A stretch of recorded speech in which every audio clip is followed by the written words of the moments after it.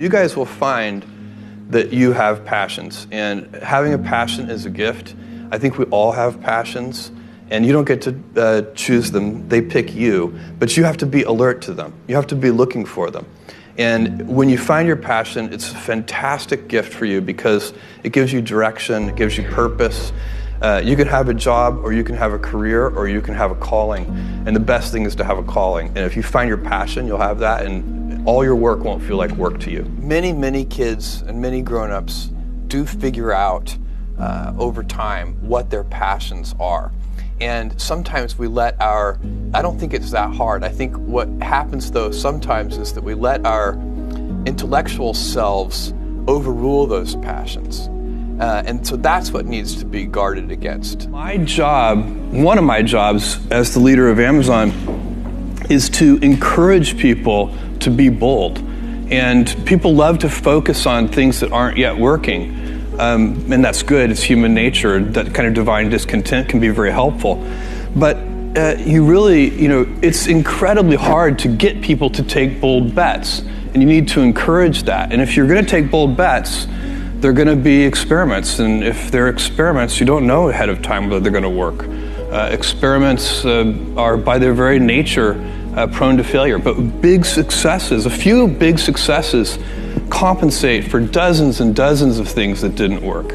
So, bold bets, AWS, Kindle, Amazon Prime, our third-party seller business, all of those things are examples of bold bets that did work, and they pay for a lot of experiments. I've made billions of dollars of failures at Amazon.com. Literally, billions of dollars of failures. And, you might remember Pets.com or Cosmo, or, give myself a root canal with no anesthesia very easily. None of those things are fun, but they don't matter. What really matters is companies that don't continue to experiment, companies that don't embrace failure, they eventually get in a desperate position where the only thing they can do is make a kind of Hail Mary bet at the very end of their corporate existence. Whereas companies that are, making bets all along, even, big bets, but not bet the company bets. I don't believe in bet the company bets. That's when you're desperate. That's the last thing you can do. It's not. You could be out of work and have terrible work-life balance. Even though you've got all the time in the world, you could just feel like, oh my God, I'm miserable, and you would be draining energy. And so you have to find that harmony. It's a much better word. And I think for most people, it's about meaning. People want to know that they're doing something interesting and useful. And for us, because of the challenges that we have chosen for ourselves, we get to work in the future. And it's super fun to work in the future for the right kind of person. You need to be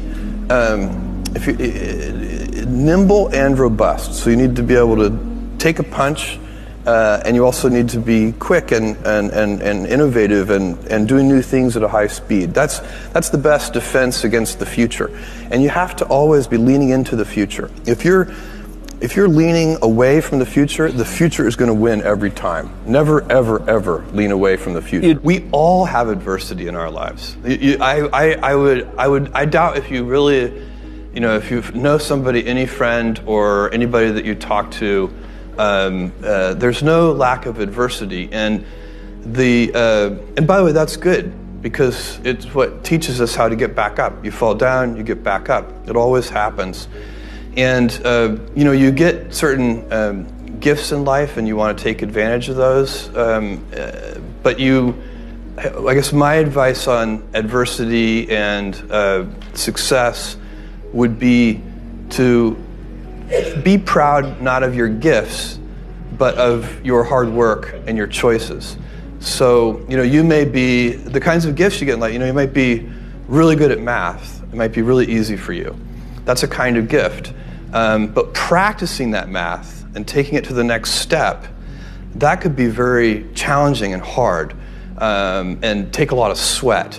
That's a choice. You can't really be proud of your gifts because they were given to you. You can be grateful for them and thankful for them. But your choices you choose to work hard. You choose to do hard things. Those are choices that you can be proud of. Being an inventor requires, because the world is so complicated, you have to be a domain expert. I mean, in a way, even if you're not at the beginning, you have to learn enough so that you become a domain expert. But the danger is once you become a domain expert, you can be trapped by that knowledge. And so inventors have this paradoxical ability to have that 10,000 hours of practice and be a real domain expert and have that beginner's mind. Have that look at it freshly, even though they know so much about the domain. And that's the key to inventing. You have to have both. And I think that is intentional. I think all of us have that inside of us, and we can all do it, but you have to be intentional about it. You have to say, yeah, I am going to become an expert, and I'm going to keep my beginner's mind. You can't skip steps. You have to put one foot in front of the other. Things take time. There are no shortcuts, and but you want to do those steps with passion and ferocity. It's easy to have ideas. It's very hard to turn an idea into a successful product. There are a lot of steps in between, and it takes persistence, relentlessness. So I always tell people who are, who think they want to be entrepreneurs, you need a combination of stubborn relentlessness and flexibility. And you have to know when to be which. And basically you need to be stubborn on your vision, because otherwise it'll be too easy to give up. But you need to be very flexible on the details, because as you go along pursuing your vision, you'll find that some of your preconceptions were wrong, and you're going to need to be able to change those things. So I think taking an idea successfully all the way to the market and turning it into a real product that people care about and that really improves people's lives is a lot of hard work. Don't try to chase what is kind of the hot passion of the day.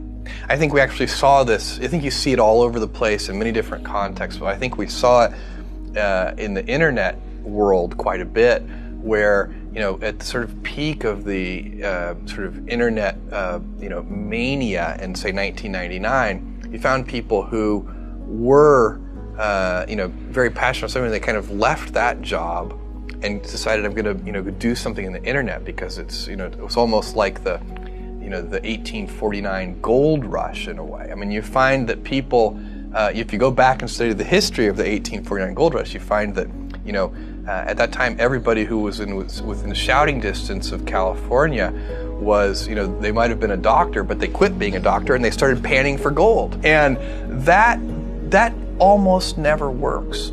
And even if it does work, according to some metric, financial success or whatever it might be, I suspect it leaves you ultimately unsatisfied.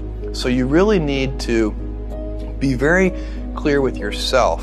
And I think one of the best ways to do that is this notion of projecting yourself forward to age 80, looking back on your life and trying to make sure you've minimized the number of regrets you have. That works for career decisions. It works for family decisions. Do you want? I have a 14-month-old son, and it's very easy for me to, if I think about myself when I'm 80, I know I want to watch that little guy grow up.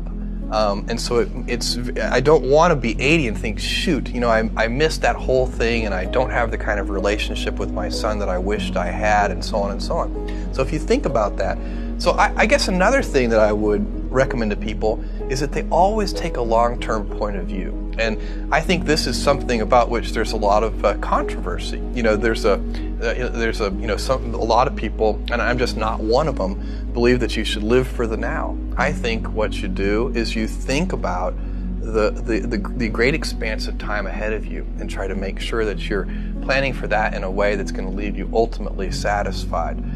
So this is the way it works for me. And I mean, everybody needs to find that for themselves. So I think there are a lot of paths to satisfaction, and you need to find one that works for you.